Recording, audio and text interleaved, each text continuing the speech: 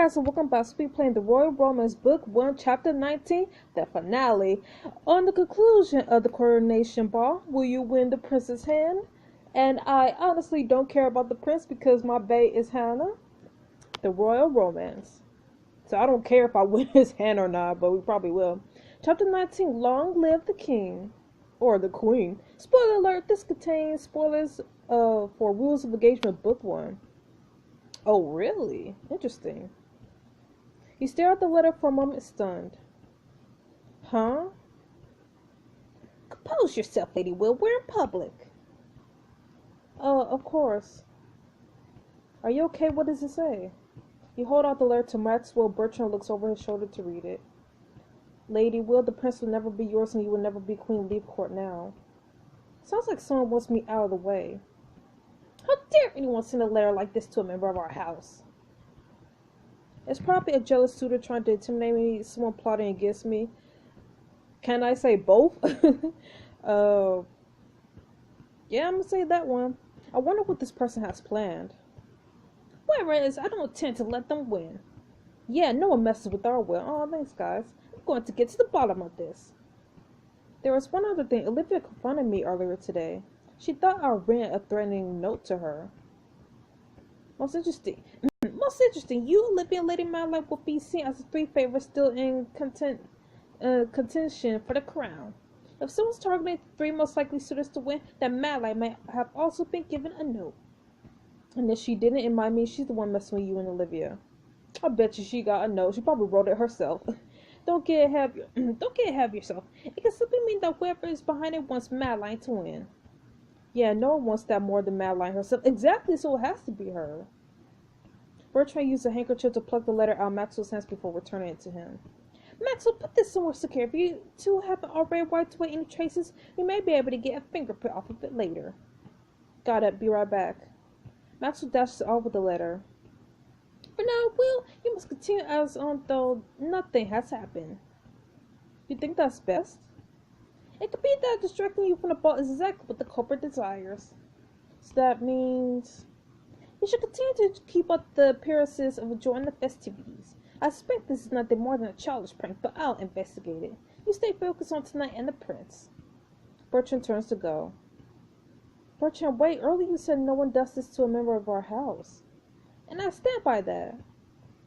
Well, it's just that after tonight, if the prince does choose me, I doubt we'll get moments like this again. There's something I always want to know. Why did you sponsor me? Are you always angry at Maxwell? Aren't you married? Wow. Why did you sponsor me? It seems odd for you to go on a recommendation from Maxwell given how little you seem to trust him. Maxwell spoke highly of you and... The truth, Bertrand? Very well, I was desperate. To be honest, I had interviewed a number of noble ladies about taking on the task. But none of them were up to my standards, so by the time I realized that we might be left with no suitor at all, it was nearly too late. When Maxwell found you, I had no choice but to take the gamble. I must have been long odds. Oh, horrible odds. If I had any common sense left that day, I would have said no. Maxwell convinced me to take a chance on love. He convinced me that the prince was truly falling for you. And even without anything else, he thought that might be enough to make you queen. And I suppose it turns out that I'm glad I trusted him. And maybe you should trust him more often. Yes, I suppose perhaps I should. Now, are we done with the questions? Well, one more. What happens after tonight? What if something bad happens to me? Yeah, let's go for that. Remember how I spill my now. I'll be damned if I let anything happen to you. Oh, Maxwell. I just call him Maxwell. Oh, Bertrand. Besides, you're only steps away from being the Queen of Cordonia. And once you have that title on Prince Ryder protecting you, you'll be beyond anyone's reach. If you do manage to pull this off, I'm actually looking forward to seeing how you'll do as queen. Bertrand, I hope I don't disappoint you as royalty. You'll finally have to bow to me. No, don't say that. As queen, my disappointment will be the least of your worries. I'll still value your opinion. Well then, as long as you're willing to help out your sponsor every now and then, you'll stave out the worst of my disappointment. I'll be there for you when I can. How Spielman will be in your debt. Aren't you already in debt? Well, I'm out to ask around and see if I can discover anything about this idiotic letter. You go socialite and win as a prince. Amanda, have I ever disappointed you? I realized it the moment it came out of my mouth. Lady Will. What? Just remember that you managed to make it this far. Most nobles were saying you wouldn't last the first week. You proved them wrong so far. What's a little more? Bertrand bows to you and heads off into the crowd. That was unusually kind of Bertrand. Now I suppose I should mingle. You search the room, but you don't spot any of your friends. Then you feel a tap on your shoulder. Hey, I'm back. Oh. You okay? Yeah, this whole letter thing's just a little weird. You look like you could use a break. How about we get out of here for a little while and get some air? But Bertrand told us to stay and socialize. I know, but it's more important that you're in the right frame of mind for tonight. Besides, we'll stay close. What do you say? It might be the last time we'll really get to hang out before you become queen and all. Nah. Sorry, Maxwell. We better not risk it. Bertrand looks like he's one surprise away from a heart attack tonight. Fair enough. I hate to lose him right before your moment of victory. Looking around the ballroom, a roguishly handsome man approaches you and Maxwell. Oh, it's, Leo. Hello, my lady, Lord Maxwell. Leo. The two exchange a brief hug. Where have you been? Oh, on a ship. Oh, you know how it is. One moment you're off wandering Grecian ruins, then you end up on a cruise in the Mediterranean. But that's a story for another time. It's a pleasure to meet you. Your Grace? Please, just Leo. Leo, why no title? Are you an old friend of Maxwell's? Are you an old friend? You could say that. We go way back. He was my partner in crime at our Beaumont parties. We can't aim a bow to save your life, but you're decent at jousting. Last I recall, we never had a chance to break our tie. You're lucky we can't have that match now. I'm not here to steal the limelight. This is Prince Ryder's event. If you don't have a title, then who lets you into the Beaumont parties? Being part of the royal family has its perks, I guess, like skiing to exclusive balls. Leo gives you a playful wink.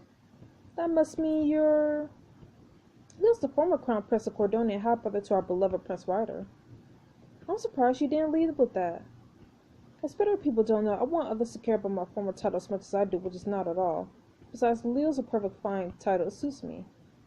So, former crown prince, why did you come? Yeah, why?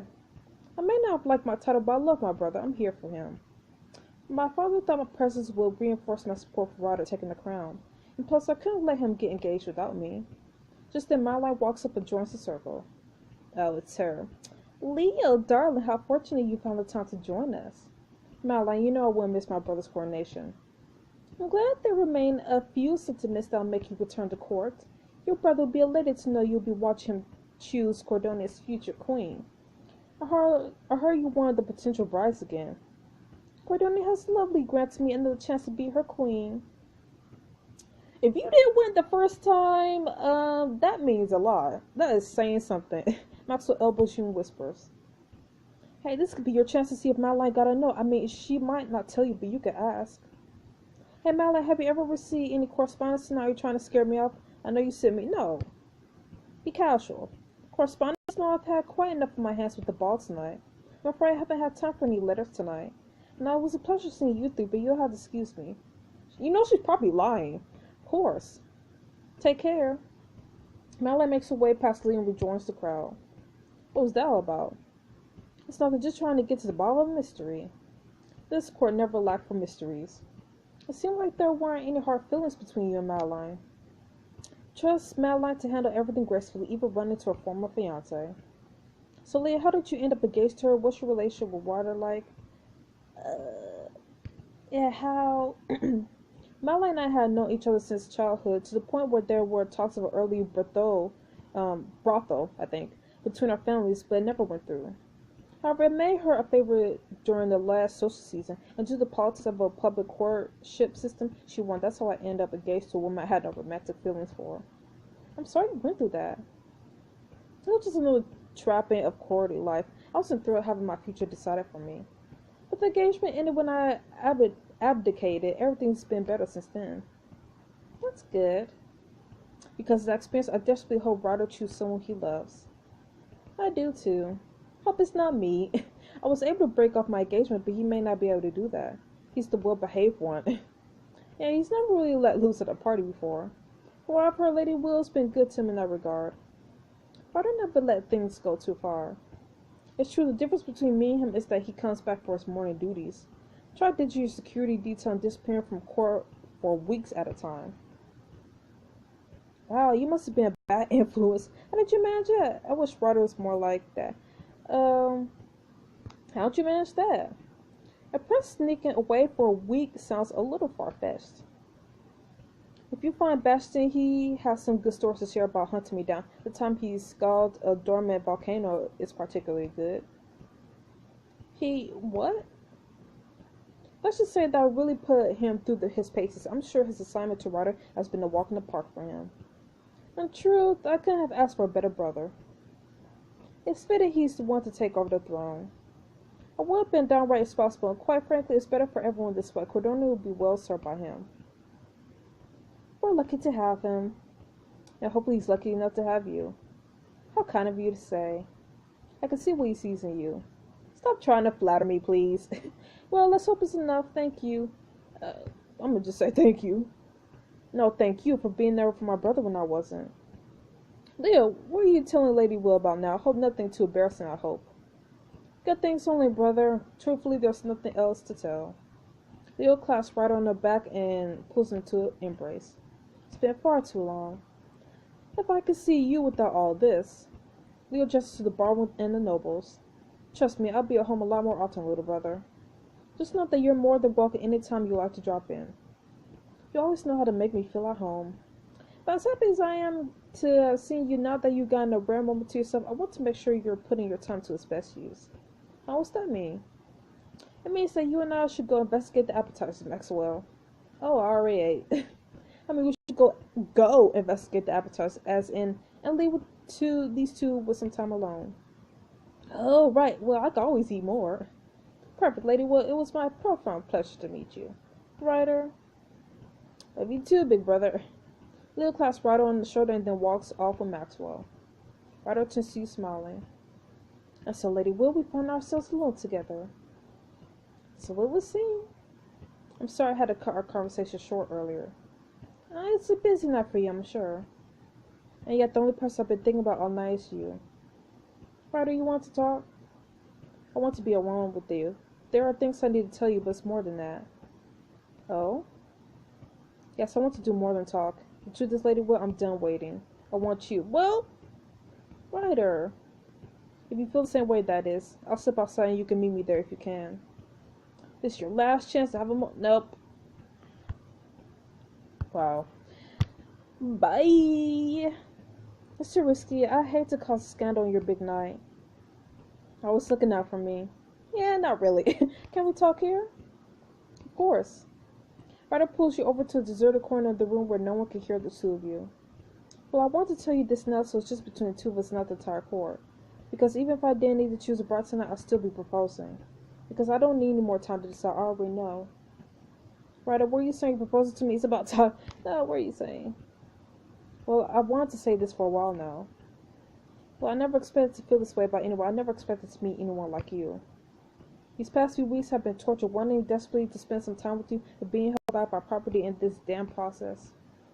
Wanting so badly to hold you, to tell you that I was always you in my heart.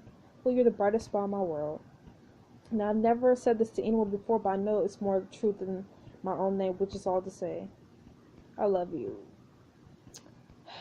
Ryder, we need to talk. Olivia! Olivia. Do you really need to talk right now? Yes. Olivia, what is it? You look distressed. I have to go. So soon, but we're about to start the speeches. You don't understand. I'm withdrawing officially from the social season. I don't know if you were planning to propose to me. I didn't know if I ever even had a chance. But it doesn't matter now. I'm resigning from this immediately. But Olivia. He starts to reach out to her when Bastion appears at his side. Not to interrupt, sir, but it's time. Your father wants you to go to him.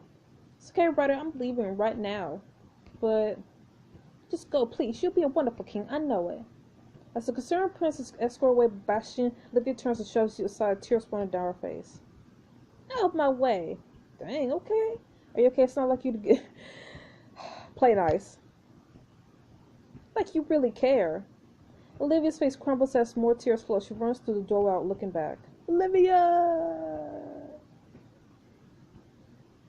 Do I really want to spend diamonds on Olivia?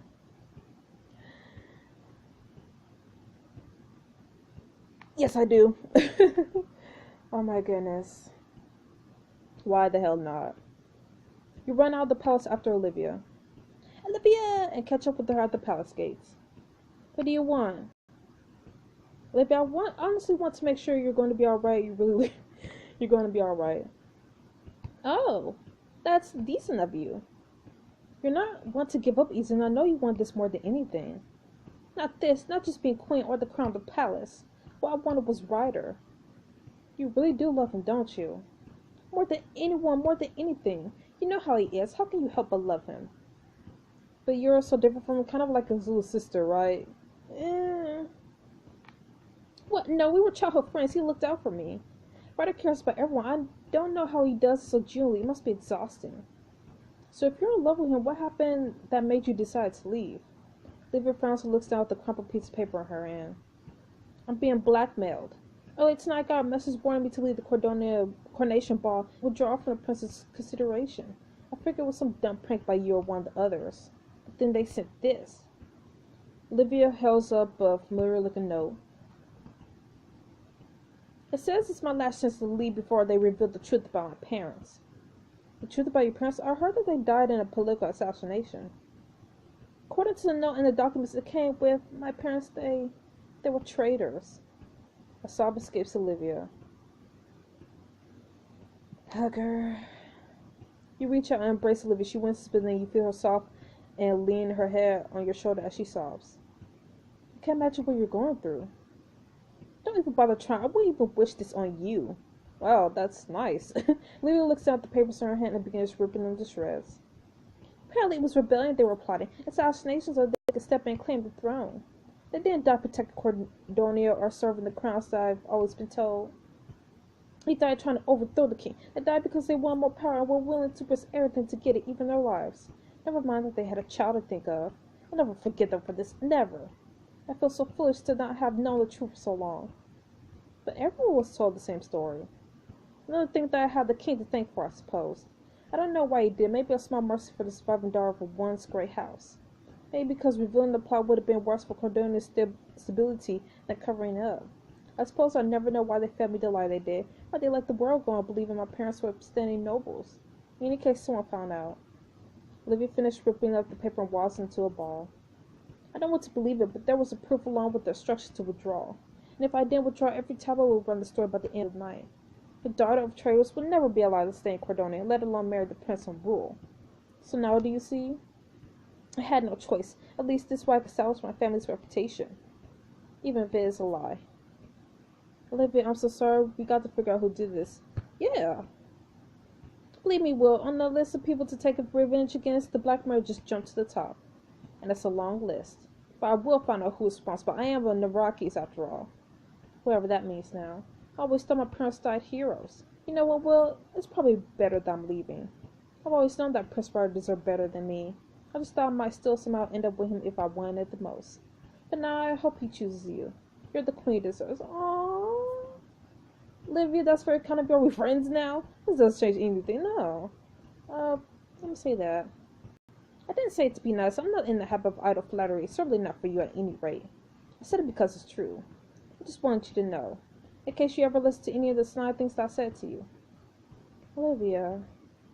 In any case, you got to do this now for the both of us. There's one thing I know is that you can't leave Ryder in Madeline's clutches. So go back in there. I'm counting on you. Olivia hesitates and quickly reaches out to squeeze your hand. Goodbye, Will. Goodbye, Olivia. Olivia slips out the gate into the waiting royal voice. As she's about to pull away, the windows roll down. And Will? Yes? Watch your back. The window rolls up and the car pulls away. Dang.